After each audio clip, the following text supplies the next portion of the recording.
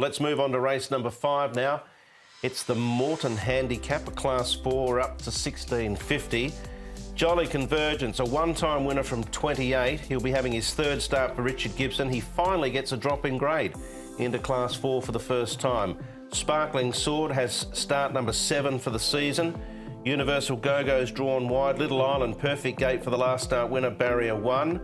Happy Warrior's drawn well, barrier 3, as he did last start. And then Open House and the good old Sylph make up the field of 11. Now, Chunfa Chaparral Star has been to Chunfa and come back on the 10th of the 12th. So he's actually had a race, had 2 races since coming back. Charity Grand's an interesting runner, coming to Happy Valley for the first time. Yeah, pace could only be fair here. There's only one real obvious leader, and that is the 8-year-old Sparkling Sword. With that 7-pound claim of Victor Wong, he'll roll along in front. Happy Warrior, he could sit a bit closer than last time and hopefully get a nice run through along the rail. Universal Go-Go, we know, likes to sit forward, but Sparkling Sword looks to be the clear and obvious leader in the 5th. Yeah, the old boy's going well at his senior years, but Universal Go-Go goes... You said that with a bit of a glint in your eye, Paul. I wasn't looking at you, Brett. Universal Go-Go, Vincent Harbord goes nicely here in the mornings. There's no problems with him, and he does like Happy Valley. Look, Charity Grand, I thought he's going really nicely there with Good Days, but Charity Grand, he's the one on the far side. He looks good. He's under a good hold, and he's trialled well there recently. And I add to Happy Valley, and here's Happy Warrior, very unlucky his last couple of starts. He should start pretty short, this horse, I think. And change of jockey, though. Sylvester de Souza aboard, getting a feel for the horse down the back straight here. All right, let's start off with the last start winner who's drawn barrier 1. Little Island certainly does not win out of turn. 40 starts for 3 wins, but he had been suggesting prior to this that he wasn't far away should things fall into place. Oh, the stock cars this race. The Dodgem Derby, as you can see, this horse coming out into the middle and causing chaos. Little Island didn't have any problems whatsoever, got past him. I thought it was a bit of a fortuitous win from him.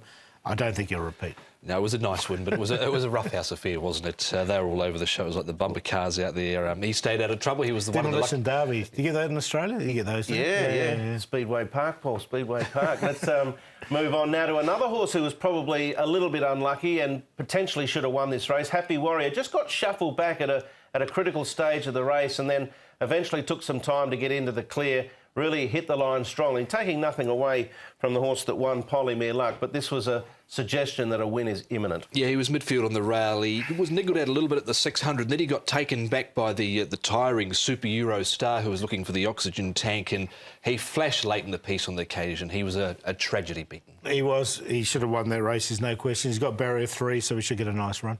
All right, let's move on to Universal Go-Go.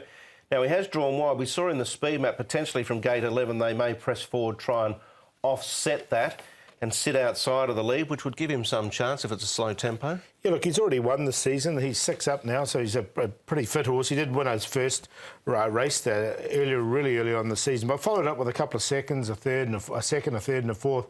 So he's been pretty consistent. Wasn't a bad run from him. It's just the draw, but I found a spot for him. Last time out, he was very ordinary. He had gate number 7. He was handy, and then he was gone at the 500 metres. They checked him out after that race, couldn't find anything wrong. But I think go on his prior form because it's a bit of a blip on the radar last start. Yeah, Shart's in as well. Back to Happy Valley, I think he's better. Markets suggest Happy Warrior's the hardest to beat. I reckon he'll start odds on Happy Warrior, but look, he looks really tough to beat from his draw.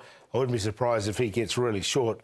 Charity Grand could be the bet here. He's 23 and 6.3 at the moment. He's won a trial at Happy Valley already. He's going to be running there for the first time under race day conditions. Only had the 3 starts. If he stays anywhere near that price, I don't think he will. I think he'll get down to a 10 or 11, but I still think he's a good each-way bet. I'm going to make him the each-way long shot of the meeting. Universal Go-Go and Chaparral Star's been very consistent in this grade without winning. 9, 8, 4 and 7. Happy to go 8 each way as the bet, but I'll take it 9 and a quinella as well if I want a double dip.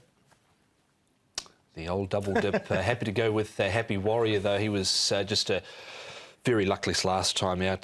Just got taken back by Super Euro Star. Flash late. Had he been a little bit further forward, he would have struck and won on that occasion. Happy Warrior. 7 Chaparral Star, don't mind him.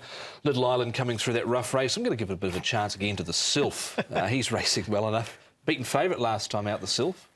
I'm going to let Double Dip and the Sylph go through to the keeper and save them for another time. That is race number 5. Our feature is race 6, the January Cup. We're going to preview that in depth on the other side of this break.